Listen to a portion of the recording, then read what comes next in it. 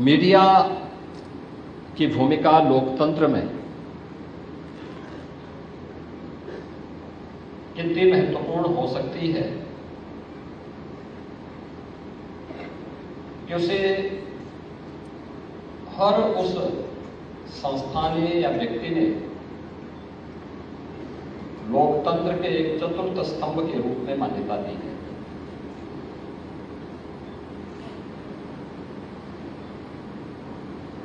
और लोकतंत्र के प्रति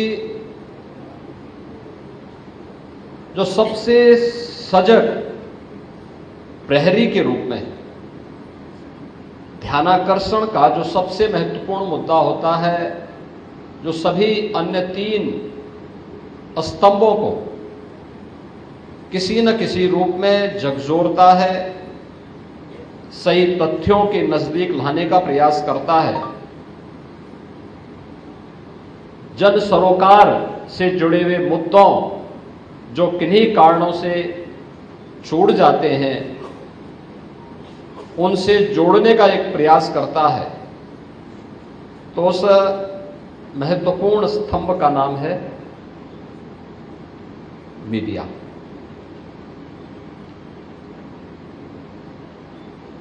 दुनिया के अंदर जहां कहीं भी आधुनिक लोकतंत्र पनपा है, आगे बढ़ा है, मीडिया की भूमिका समय के अनुरूप अलग अलग रूपों में देखने को मिल रही है, लेकिन उसके महत्व को लोकतंत्र के प्रति आग्रही कोई भी समाज कभी कम तर करके नहीं आंक सकता।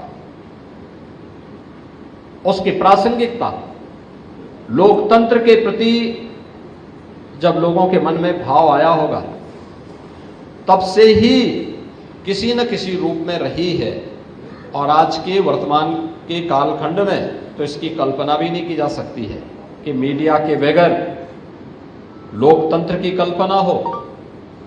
लोकतंत्र की प्रासंगिकता पर प्रश्न चिन्ह ही खड़ा करेगा अगर मीडिया को अप्रासंगिक कर दिया जाए।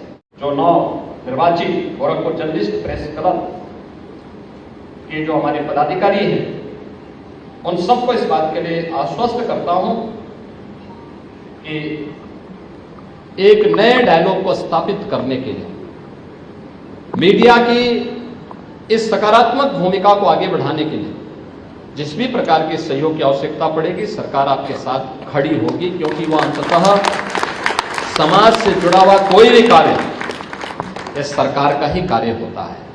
यह आवश्यक नहीं कि सरकार के एजेंडे के अनुसार आप चलें, लेकिन हां, जो भी इस प्रकार की पहल होगी जिससे समाज का कल्याण का मार्ग प्रशस्त होता है, उसमें सरकार की पूरी सकारात्मक भूमिका के साथ सहयोग उन सभी संस्थाओं को और उन सभी संगठनों को प्राप्त होगा जो इस भावना के साथ अपने कार्यक्रम को आगे बढ़ा रहे हैं कि हम सही चीजों को, सही तथ्यों को जनता जनार्दन के प्रति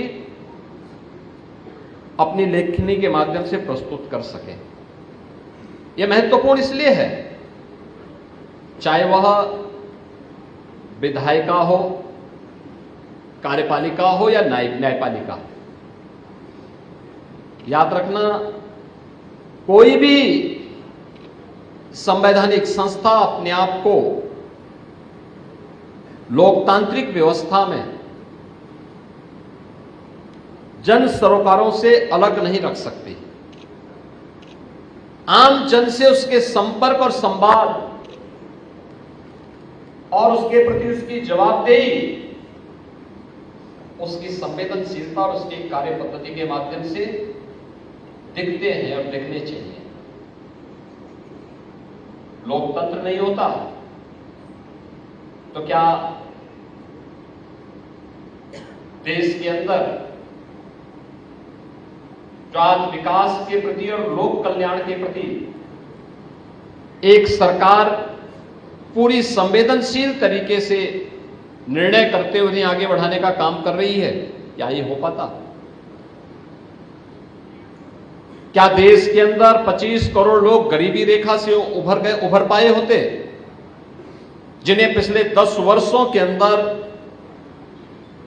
शासन की विभिन्न वेलफेयर स्कीम के माध्यम से जोड़ करके उनके जीवन में व्यापक परिवर्तन करने का काम किया गया। लोकतंत्र नहीं होता तो क्या हम देश के अंदर गांवों के लिए, गरीबों के लिए, किसानों के लिए, नौजवानों के लिए, महिलाओं के लिए बनने वाली इन योजनाओं को इतने प्रभावी तरीके से प्रस्तुत कर पाते? संभव तो नहीं होता। अगर केवल एक पोलित ब्यूरो होता, एक दलीय व्यवस्था होती, कोई राजतंत्र होता, उनके अपने एजेंडे होंगे।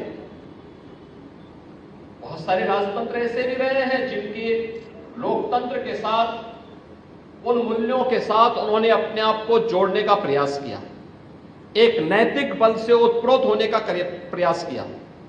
लेकिन फिर भी लोकतंत्र में तो केवल जनता जनार्दन की ही आवाज सुनी जानी है। कोई भी सरकार उसको नजरअंदाज नहीं कर सकती, उससे अपने आप को अलग नहीं कर सकती। और अगर कोई करेगी 1 साल 2 साल, अंततः 5वें वर्ष तो उसे फिर वहीं पे आना है जिस जनता के द्वारा उसको चुन करके, जो जनता जनार्दन उसे चुन करके भेजती है। और इसलिए कोई भी सरकार, कोई भी शासन प्रशासन उससे अपने आप को अलग नहीं कर सकती है।